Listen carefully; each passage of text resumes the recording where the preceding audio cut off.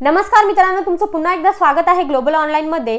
तर मित्रांनो, आतापर्यंत आपण बघितलं की बुद्धिमत्ता चाचणी नावाचा जो सेक्शन आहे त्याच्यामध्ये उपघटक, पहिला उपघटक आहे आकलन, आणि आकलन हा 3 उपघटकामध्ये विभागलेला आहे: संख्या मालिका, अक्षर मालिका आणि सूचना पालन। तर मागील काही लेक्चरमध्ये आपण सूचना पालन हा टॉपिक पूर्णपणे बघितलेला आहे आणि आज आपला संख्या मालिका या उपघटकाचा पहिला भाग आहे। मित्रांनो, लेक्चर पूर्णपणे बघा। जर तुम्ही हा व्हिडिओ पूर्णपणे बघितला तर तुमचा या टॉपिक विषयी असणारे सगळे डाउट्स आजच्या लेक्चरमध्ये क्लिअर होतील। तर मित्रांनो, आय होप की तुमची टेट परीक्षेची तयारी चांगल्या प्रकारे चालली असेल। तर तुमची तयारी अजून चांगल्या प्रकारे होण्यासाठी आम्ही एक कोर्स लॉन्च करतोय, एक व्हॉट्सअप ग्रुप बॅच लॉन्च करतोय। या बॅचमध्ये तुम्हाला संपूर्ण अभ्यासक्रमाच्या नोट्स, संपूर्ण अभ्यासक्रमावरती आधारित 10 टेस्ट सिरीज म्हणजेच की 10 सराव परीक्षा या ठिकाणी आम्ही तुम्हाला देणार आहोत। मित्रांनो, जितका जास्त सराव तुम्ही कराल तितका परीक्षेत तुम्हाला फायदा होईल आणि काही व्हिडिओ लेक्चर सुद्धा यामध्ये आम्ही तुम्हाला प्रोव्हाइड करणार आहोत। तर या कंप्लीट कोर्सची फीज आहे ती फक्त 499 रुपये आणि हा कोर्स जॉईन करण्यासाठी खाली दिलेल्या नंबरवरती मेसेज करा। मित्रांनो, लवकरात लवकर ही बॅच जॉईन करा। जर तुम्ही या बॅचमध्ये सहभागी झालात तर तुमचे सगळे डाउट्स किंवा तुम्हाला परीक्षेत नक्कीच यश मिळेल असा तुमचा अभ्यास होईल। तर मित्रांनो, सुरू करूया आपला आजचा विषय। तर आजचा जो आपला टॉपिक आहे संख्या मालिका, तर सगळ्यात पहिले जाणून घ्या की संख्या मालिका म्हणजे नेमकं काय असतं। मित्रांनो, तुम्हाला काही संख्या मालिका या प्रश्नामध्ये दिलेल्या असतात, म्हणजेच की एकानंतर एक संख्या, एक नंतर एक संख्या, अशा 6-7 संख्या तुम्हाला दिलेल्या असतात आणि त्या संख्यांपैकी त्या संख्यांमध्ये काही डिफरन्स असतो, म्हणजे काही समसंख्या असतात, काही विषम संख्या, काही मूळ संख्या, काही सहमूळ संख्या, त्रिकोणी संख्या, चौकोनी संख्या, अशा प्रकारच्या संख्या तुम्हाला त्या संख्या मालिकेमध्ये दिलेल्या असतात आणि त्यावरच काही प्रश्न हे विचारले जातात। तर प्रश्न तुम्ही अचूक निवडायचा असतो, प्रश्नाचं उत्तर तुम्ही अचूक निवडायचं असतं। या ठिकाणी बघा, आता आपण जसे जसे MCQs बघू तसं तसं तुम्हाला कळत जाईल की संख्या मालिका म्हणजे नेमकं काय। तर काही मुद्दे आहे, काही टिपा आहे ज्या की तुम्हाला लक्षात ठेवाव्या लागतील किंवा तुम्ही लक्षात ठेवायचे आहे। बघा, रोमन अंक, संख्या, अपूर्णांक, त्रिकोणी संख्या, या सगळ्या गोष्टी तुम्ही लक्षात ठेवा। बघा, सुरू करूया आपला आजचा विषय।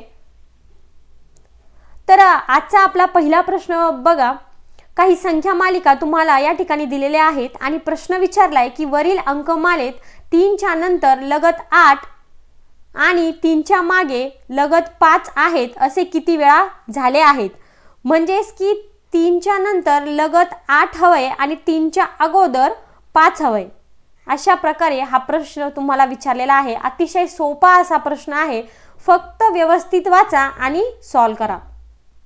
बघा, अशी जोडी कुठे कुठे आहे संख्या मालिकेत। बघा, 3च्या नंतर 5 हवंय का आपल्याला? 3च्या नंतर नाही, म्हणजे ही आपली जोडी येणार नाही। तर तशाच प्रकारे या ठिकाणी बघा, 3च्या नंतर लगत 8 आहे आणि 3च्या अगोदर 5 आहे, म्हणजे ही झाली आपली पहिली जोडी।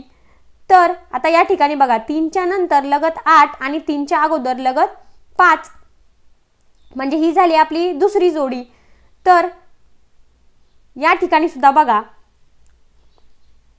3च्या नंतर 8 आणि 3च्या अगोदर 5 आणि ही झाली आपली तिसरी जोडी। आता ही जोडी येईल का? 3च्या नंतर 5 आहे आणि अगोदर 8, तर ही जोडी येणार नाही। म्हणजेच मित्रांनो, या ठिकाणी आपल्याला 3 जोड्या भेटलेल्या आहेत। तर याचं उत्तर येईल, पहिल्या प्रश्नाचं उत्तर आहे पर्याय नंबर 3। बघा, पुढचा प्रश्न बघूया।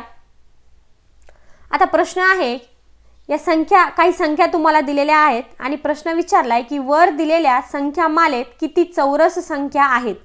आता मित्रांनो, सगळ्यात पहिले तुम्हाला माहिती पाहिजे की चौरस संख्या म्हणजे नेमकं काय। तर चौरस संख्या म्हणजे कोणत्याही वर्ग संख्येला चौरस संख्या असे म्हणतात। तर या ठिकाणी बघा,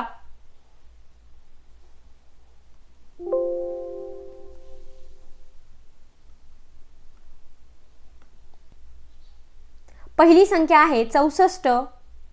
तर 64 हा कशाचा वर्ग आहे का? म्हणजेच की ही चौरस संख्या आहे का? हो, म्हणजेच ही झाली पहिली वर्ग संख्या किंवा पहिली चौरस संख्या। तर 15 आहे का? नाही। 75 नाही। 36 हो, 36 हा 6चा वर्ग आहे, म्हणजेच की ही चौरस संख्या आहे। तर तशाच प्रकारे 19 ही चौरस संख्या आहे का? नाही। 25 हो, 25 ही चौरस संख्या आहे। तर तशाच प्रकारे 86 आहे का? नाही. 81 हो आहे आणि 100 सुद्धा आहे. म्हणजेच मित्रांनो या ठिकाणी तुम्हाला 5 1 2 3 4 आणि 5 अशा प्रकारे 5 चौरस संख्या मिळालेल्या आहे. म्हणजेच या प्रश्नाचं उत्तर येईल पर्याय नंबर 2. बघूया पुढचा प्रश्न. हा अतिशय सोपा प्रश्न आहे. बघा की पुढीलपैकी कोणत्या संख्येला 5 आणि 8 या दोन्ही संख्यांनी भाग जातो? तर मित्रांनो सगळ्यात पहिले तुम्हाला या कसोट्या माहिती पाहिजे.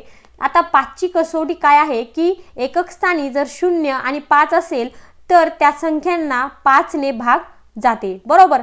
तशाच प्रकारे 8ची पण कसोटी आहे. तर या दोन्ही संख्यांनी ज्या संख्येला भाग जातो तर ती संख्या आपल्याला शोधून काढायची आहे. मित्रांनो या ठिकाणी बघा सगळीकडे एकक स्थानी ऑप्शनमध्ये 0 दिलेला आहे. म्हणजे सगळ्यांना 5 ने भाग जातो. क्लिअर? हे कळालं आपल्याला की सगळ्या संख्येला 5 ने भाग जातो. तर आता 8 ने कोणत्या कोणत्या संख्येला भाग जाईल? बघा की 8 ने 130 ला भाग जाणार नाही, कारण की 8च्या कसोटीमध्ये हे बसत नाही.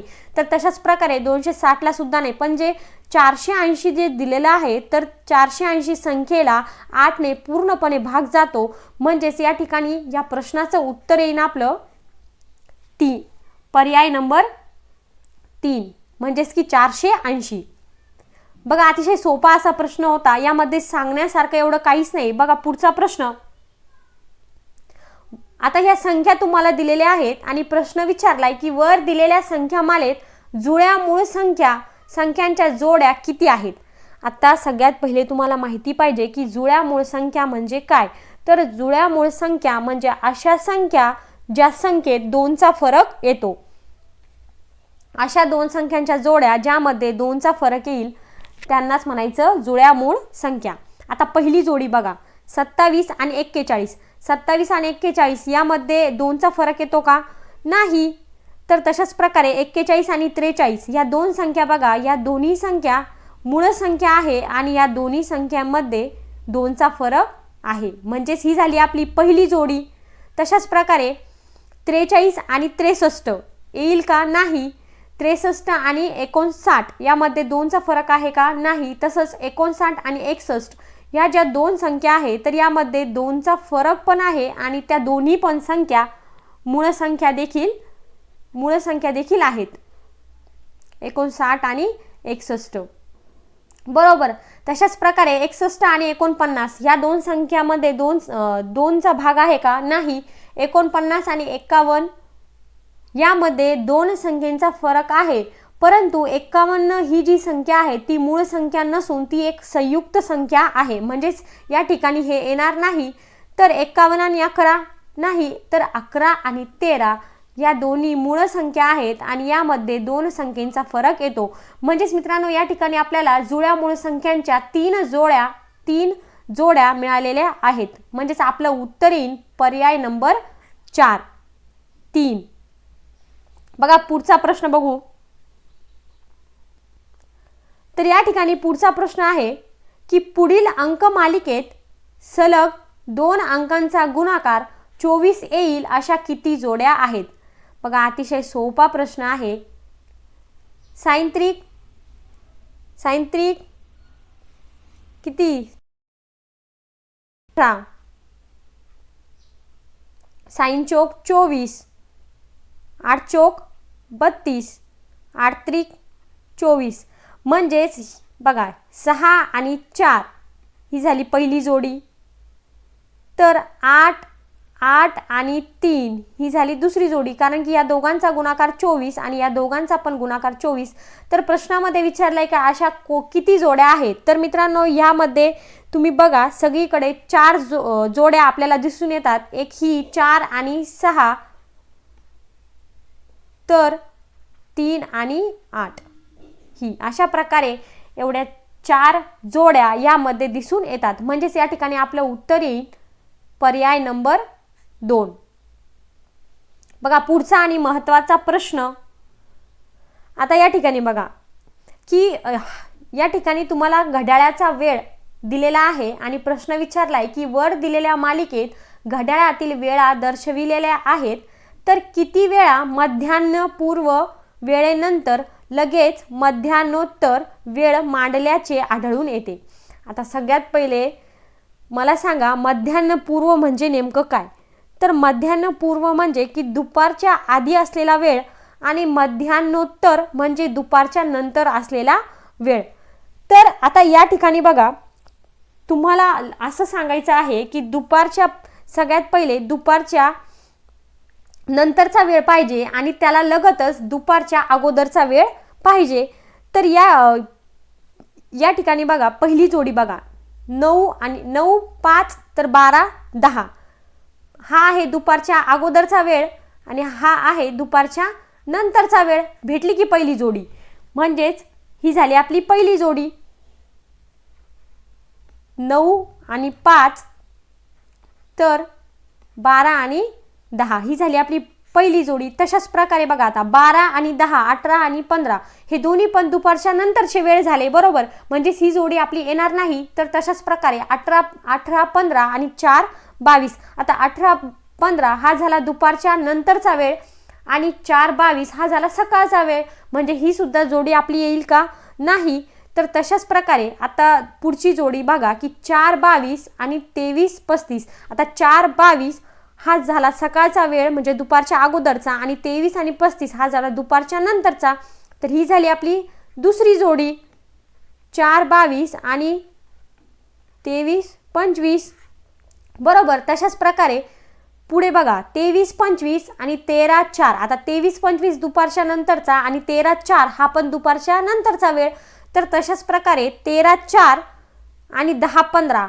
आता हे दोन्ही पण, एक आहे सकाळचा आणि एक आहे दुपारचा, म्हणजे हे सुद्धा जोडी आपली येणार नाही. कारण की आपल्याला अगोदर दुपारच्या अगोदरचा वेळ पाहिजे आणि नंतर दुपारच्या नंतरचा. तर आता पुढची जोडी बघा 10 15 आणि 19 35. आता 10 15 दुपारच्या अगोदरचा वेळ आणि 19 35 दुपारच्या नंतरचा, म्हणजे ही झाली आपली तिसरी जोडी. भेटली की आपल्याला तिसरी जोडी 10 15 आणि 19 35. तर पुढे बघा 2 45 आणि 1 55. आता हे दोन्ही सुद्धा दुपारच्या नंतरचा वेळ, बरोबर. म्हणजेच की या प्रश्नामध्ये आपल्याला टोटल 3 जोड्या भेटलेल्या आहेत ज्या की मध्यान्हपूर्व आणि मध्यान्होत्तर वेळ आहे. तर या ठिकाणी याचं उत्तर येईल पर्याय नंबर 3. बघा, हा पण खूप सोपा प्रश्न आहे. संख्या जरी आपल्याला सारख्या दिसत असेल तरी यामध्ये भरपूर फरक आहे. या संख्या तुम्हाला दिलेल्या आहेत आणि प्रश्न विचारलाय की वरील संख्या चढत्या किंवा उतरत्या क्रमाने लावल्यास मध्यभागी कोणती संख्या येईल. बघा, प्रश्न व्यवस्थित वाचा. ते म्हणतात की या संख्यांना चढत्या किंवा उतरत्या, म्हणजे एकतर चढत्या क्रमाने लावा किंवा उतरत्या क्रमाने लावा, पण जी पण मध्यभागी संख्या येईल तर ती शोधून काढा. आता या ठिकाणी बघा, आपण काय करू, या संख्यांना चढत्या क्रमाने लावू. आता चढत्या क्रमाने लावू म्हणजे काय, सगळ्यात पहिले लहान संख्या घेऊ, लहान संख्येकडून मोठ्या संख्येकडे, म्हणजेच की चढत्या क्रमाने होईल, बरोबर.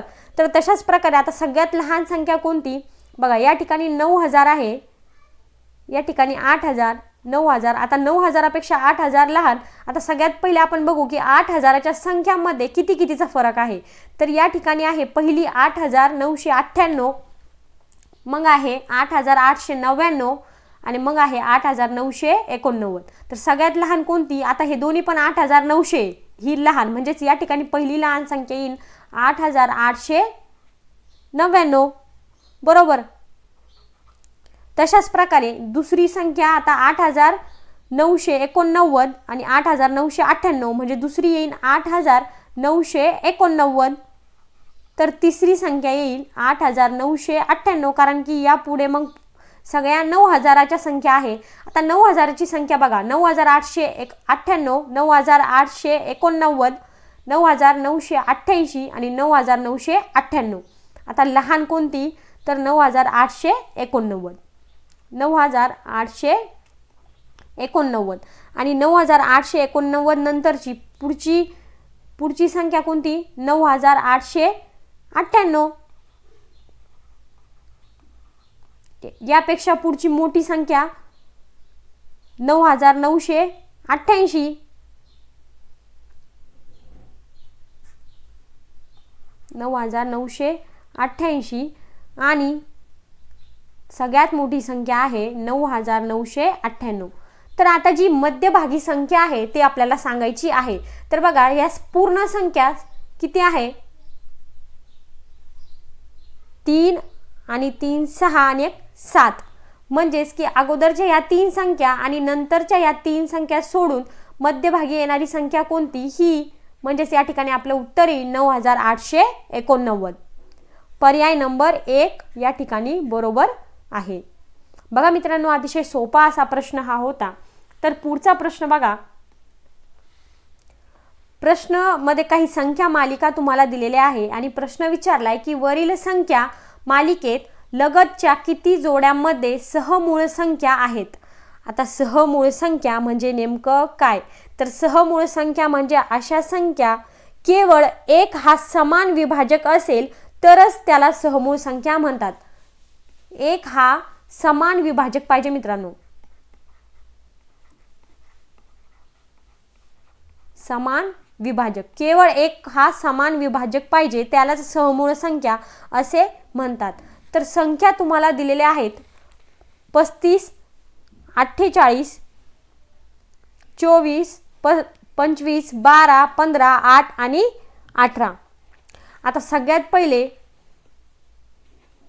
या ठिकाणी बघा 25 आणि 48 याचे आपण काय करू, अवयव पाडू. 35 आणि 48 बघा 7 गुणिले 5 आणि 48 ला आपण कसं लिहू, 12 चोक 48, सॉरी 12 चोक 48. आता मला या ठिकाणी सांगा की यामधला अवयव यामध्ये आहे का, नाही, बरोबर. यामधला कोणताच अवयव 35 चे जे अवयव आपण पाडले तर ते 48 च्या अवयवामध्ये आहेत का, नाही. म्हणजेच या अशा संख्येलाच काय म्हणतात की केवळ एक हा समान विभाजक आहे. तर ही भेटली आपल्याला आपली पहिली जोडी, बरोबर. तशाच प्रकारे पुढची जोडी बघा 48 आणि 24. आता 48 आणि 24 यामध्ये 8 आणि 4 आहे, बरोबर, एकक स्थानी. म्हणजेच यामधला विभाजक किती असेल, 2. तशाच प्रकारे आता 24 आणि 25 या संख्या बघा, 24 आणि 25 चे जर मी अवयव पाडले तर ते कशा प्रकारे निघेल की 8 त्रिक 24 म्हणजेच की 8 आणि 3 आणि 25 चे येईल 5 गुणिले 5. आता यामधला सुद्धा कोणताच अवयव एकमेकांच्या मध्ये आहे का, नाही. म्हणजे यामध्ये सुद्धा एक हा समान विभाजक आहे. तर ही झाली आपली दुसरी जोडी. तशाच प्रकारे पुढे बघा 25 आणि 12. आता 25 आणि 12 चे जर आपण अवयव पाडले तर ते सुद्धा एकमेकांच्या अवयवामध्ये येणार नाहीत. म्हणजेच की या ठिकाणी बघा हे अवयव या अवयवामध्ये आहे का, 25 चे अवयव 12 च्या अवयवामध्ये आहे का, नाही. म्हणजेच की यामध्ये सुद्धा एक हा समान विभाजक आहे. ही झाली आपली तिसरी जोडी. तर तशाच प्रकारे आता बघा 12 आणि 15 या दोन संख्या जर आपण बघितल्या तर या 3 च्या कसोटीत बसतात, कारण की या दोघांना सुद्धा 3 ने भाग जातो, बरोबर. म्हणजेच की ही आपली जोडी येणार नाही. तर तशाच प्रकारे 15 आणि 8 बघा, 15 आणि 8 चे जर आपण अवयव पाडले तर ते अशा प्रकारे होईल 5 त्रिक 15 आणि 4 दुने 8. आता याचे अवयव सुद्धा एकमेकांमध्ये आहेत का, नाहीत. म्हणजेच या ठिकाणी सुद्धा एक हा समान विभाजक असेल. तर अशा प्रकारे आपल्याला 4 जोड्या यामध्ये सापडलेल्या आहेत. तर 8 आणि 18 यामध्ये 2 हा समान विभाजक असेल. म्हणजेच ही पण जोडी आपली यामध्ये येणार नाही. तर मित्रांनो, यामध्ये 4 जोड्या आपल्याला मिळालेल्या आहेत ज्या की सहमूळ संख्या आहेत. म्हणजेच या ठिकाणी आपलं उत्तर येईल पर्याय नंबर 4. बघा पुढचा प्रश्न. आता हा जो प्रश्न आहे तर तो मूळ संख्यावर अवलंबून आहे. तर मित्रांनो, तुम्हाला मूळ संख्या माहिती पाहिजे. या ठिकाणी बघा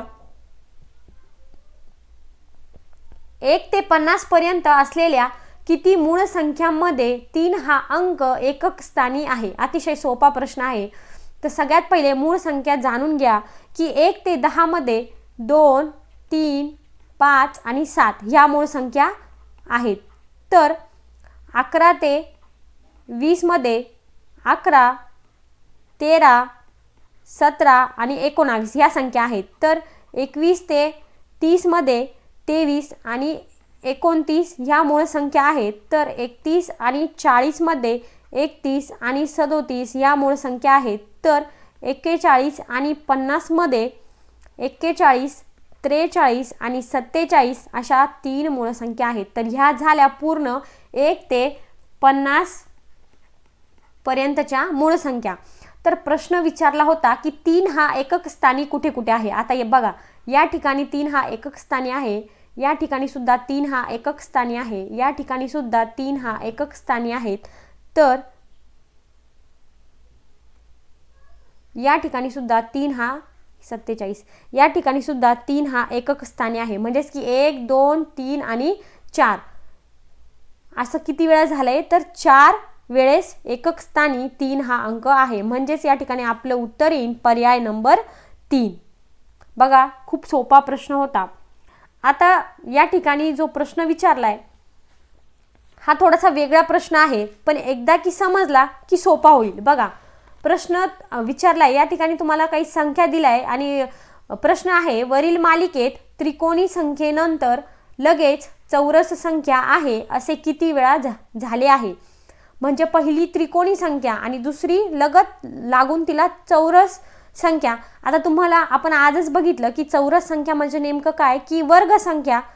सर्व वर्ग संख्यांना चौरस संख्या म्हणतात. पण त्रिकोणी संख्या कशाला म्हणतात, बघा, क्रमवार संख्यांच्या बेरीजेला त्रिकोणी संख्या म्हणतात. म्हणजे कशा प्रकारे, बघा, 1 अधिक 2 किती, 3. तर ह्या संख्येलाच त्रिकोणी संख्या असे म्हणतात. लक्षात घ्या. आता 1 अधिक 2 अधिक 3 ही झाली आपली दुसरी त्रिकोणी संख्या. तशाच प्रकारे 1 अधिक 2 अधिक 3 अधिक 4 ही झाली आपली तिसरी त्रिकोणी संख्या. तर 1 अधिक 2 अधिक 3 अधिक 4 अधिक 5 ही झाली आपली पुढची त्रिकोणी संख्या. तर 1 अधिक 2 अधिक 3 अधिक 4 अधिक 5 अधिक 6 ही झाली आपली पुढची त्रिकोणी संख्या. म्हणजे क्रमवार संख्येच्या बेरजेला त्रिकोणी संख्या म्हणतात. कळालं. तर आता प्रश्न आहे की त्रिकोणी संख्येनंतर लगतच चौरस संख्या आहे. चला तर शोधू मग या संख्या मालिकेत. तर 15 ही त्रिकोणी संख्या आहे का, आहे या ठिकाणी, बरोबर. तर 25 ही चौरस संख्या आहे का, आहे. 25 हा कशाचा वर्ग आहे, 5चा. म्हणजेच ही झाली आपली पहिली जोडी. बघा, पहिली जोडी आपल्याला सापडली 15 आणि 25. दुसरी जोडी बघा 25 आणि 8. 25 त्रिकोणी संख्या आहे का, नाही. 8 ही चौरस संख्या आहे का, नाही. तर ही आपली जोडी येईल का, नाही. बघा, 8 आणि 16. 8 ही त्रिकोणी संख्या आहे का, नाही. 16 हा कशाचा तरी वर्ग आहे का, हो, चौरस संख्या आहे का, हो, 4चा. पण तरी पण ही संख्या येणार नाही. आता बघा, 16 आणि 6 ही संख्या येईल का, नाही. परंतु 6 आणि 27 ही येईल का, 6 ही त्रिकोणी संख्या आहे, पण 27 ही चौरस संख्या नाही, म्हणून ही जोडी पण येणार नाही. तर तशाच प्रकारे 27 आणि 10 ही संख्या येईल का, नाही. 10 ही त्रिकोणी संख्या आहे, पण त्रिकोणी संख्येच्या अगोदर 27 ही कशाची चौरस संख्या आहे का, नाही. तर 10 आणि 4, 10 ही त्रिकोणी संख्या आहे का, हो. आणि 4 ही चौरस संख्या आहे का, हो. 4 ही चौरस संख्या आहे. म्हणजेच अशा प्रकारे या ठिकाणी आपल्याला त्रिकोणी संख्या आणि लगतच असणारी चौरस संख्याच्या 2 जोड्या या ठिकाणी आपल्याला सापडलेल्या आहेत. तर याचं उत्तर येईल पर्याय नंबर 1. बघा मित्रांनो, अतिशय सोप्या पद्धतीने आजचा लेक्चर आपण बघितलेला आहे. लेक्चर आवडला असेल, व्हिडिओ आवडला असेल तर लाईक करा, शेअर करा. काही प्रश्न असतील तर कमेंट सेक्शनमध्ये नक्कीच विचारा. व्हिडिओ बघण्यासाठी धन्यवाद.